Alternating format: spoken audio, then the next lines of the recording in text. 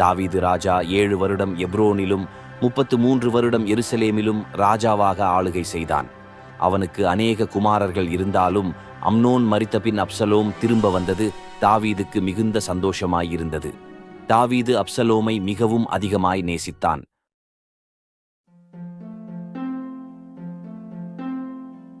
இதற்கு பின்பு அப்சலோம் ரதங்களையும் குதிரைகளையும் தனக்கு முன் ஓட 80 சேவகரையும் சம்பாதித்தான். மேலும் அப்சலோம் காலைதோறும் எழுந்திருந்து பட்டணத்து வாசலுக்கு போகிற வழியோரத்திலே நின்று கொண்டு எவனாகிலும் தனக்கு இருக்கிற வழக்கு முகாந்தரமாய் ராஜாவினிடத்தில் நியாயத்திற்காக போகும்போது அவனை அழைத்து, நீ எந்த ஊரான் என்று கேட்பான். அவன் உமது அடியான் இஸ்ரவேல் கோத்திரங்களில் ஒன்றுக்கடுத்த இன்ன ஊரான் என்றால், அப்பொழுது அப்சலோம் அவனை நோக்கி, இதோ உன் காரியம் நேர்மையும் நியாயமுமாயிருக்கிறது. ஆனாலும் ராஜாவினிடத்திலே உன் காரியத்தை விசாரிப்பார் ஒருவரும் இல்லை என்பான். பின்னும் அப்சலோம் வழக்கு வியாசியமுள்ளவர்கள் எல்லாரும் என்னிடத்தில் வந்து, நான் அவர்களுக்கு நியாயம் செய்யும்படிக்கு என்னை தேசத்திலே நியாயாதிபதியாக வைத்தால் நலமாயிருக்கும் என்பான். எவனாகிலும் ஒருவன் அவனை வணங்க வரும்போது அவன் தன் கையை நீட்டி அவனை தழுவி முத்தம் செய்வான். இந்த பிரகாரமாக அப்சலோம் ராஜாவினிடத்தில் நியாயத்திற்காக வரும் இஸ்ரவேலருக்கெல்லாம் செய்து இஸ்ரவேல் மனுஷருடைய இருதயத்தை கவர்ந்து கொண்டான்.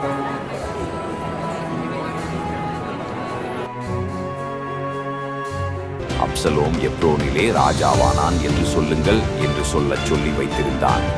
எருசலேமிலிருந்து வரவழைக்கப்பட்ட 200 பேர் அப்சலோமோடே கூட போனார்கள். அவர்கள் வஞ்சகமின்றி அறியாமையினால் போனார்கள். ஜனங்கள் அப்சலோமின் இடத்தில் திரளாய் வந்து கூடினார்கள்.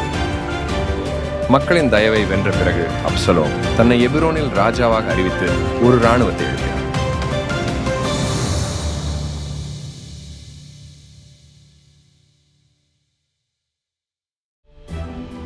அப்பொழுது தாவீது எருசலேமிலே தன்னிடத்தில் உள்ள தன்னுடைய எல்லா ஊழியக்காரரையும் நோக்கி, எழுந்து ஓடிப்போவோம், இல்லாவிட்டால் நாம் அப்சலோமுக்கு தப்ப இடமில்லை. அவன் தீவிரித்து நம்மிடத்தில் வந்து நம்மை பிடித்து நம்மேல் பொல்லாப்பு வரப்பண்ணி நகரத்தை பட்டய கருக்கினால் சங்காரம் பண்ணாதபடிக்கு தீவிரமாய் புறப்படுங்கள் என்றான். தாவீது தன் முகத்தை மூடி வெறுங்காலால் நடந்து அழுது கொண்டு ஒலிவமலையின் மேல் ஏறிப்போனான். அவனோடு இருந்த சகல ஜனங்களும் முகத்கை மூடி அழுது கொண்டு ஏறினார்கள். ராஜாவும் சமஸ்த ஜனங்களும் கால்நடையாய் புறப்பட்டு சற்று தூரம் போய் ஒரு இடத்திலே தரித்து நின்றார்கள். அவனுடைய ஊழியக்காரர் எல்லாரும், கிரேத்தியர் யாவரும், பிலேத்தியர் யாவரும் அவன் பக்கத்திலே நடந்து போனார்கள்.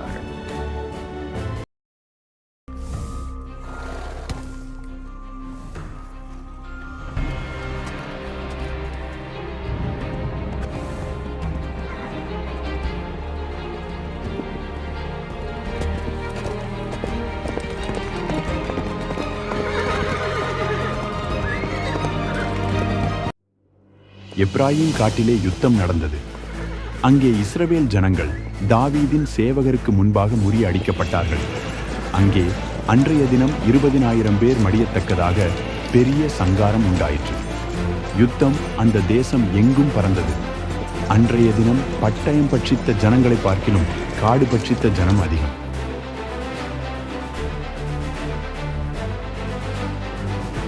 அப்சலோம் தாவீதின் சேவகருக்கு எதிர்ப்பட்டான்.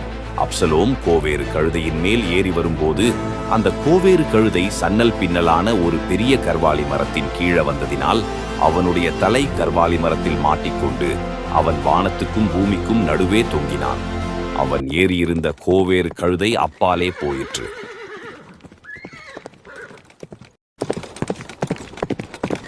யோவா தன் கையிலே 3 வல்லையங்களை எடுத்துக்கொண்டு அப்சலோம் இன்னும் கர்வாலி மரத்தின் நடுவிலே உயிரோடே தொங்குகையில் அவைகளை அவன் நெஞ்சிலே குத்தினான்.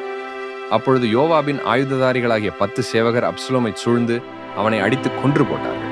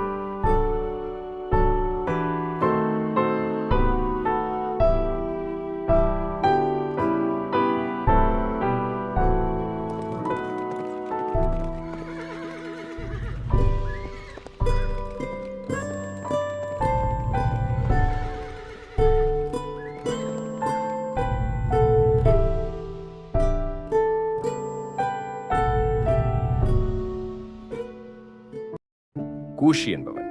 அந்த பிள்ளையாண்டானுக்கு நடந்தது போல ராஜாவாகிய என் ஆண்டவனுடைய சத்துருக்களுக்கும் பொல்லாப்பு செய்ய உமக்கு விரோதமாய் எழும்புகிற யாவருக்கும் நடக்க கடவது என்றான். அப்பொழுது ராஜா மிகவும் கலங்கி அழுதான்.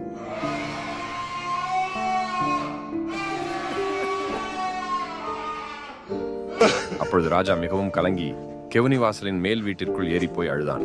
அவன் ஏறி போகையில், என் மகனாகி அப்சலோமே, என் மகனே, என் மகனாகி அப்சலோமே, நான் உனக்கு பதிலாக செத்தேனானால் நலமாயிருக்கும். அப்சலோமே, என் மகனே, என் மகனே என்று சொல்லி அழுதான்.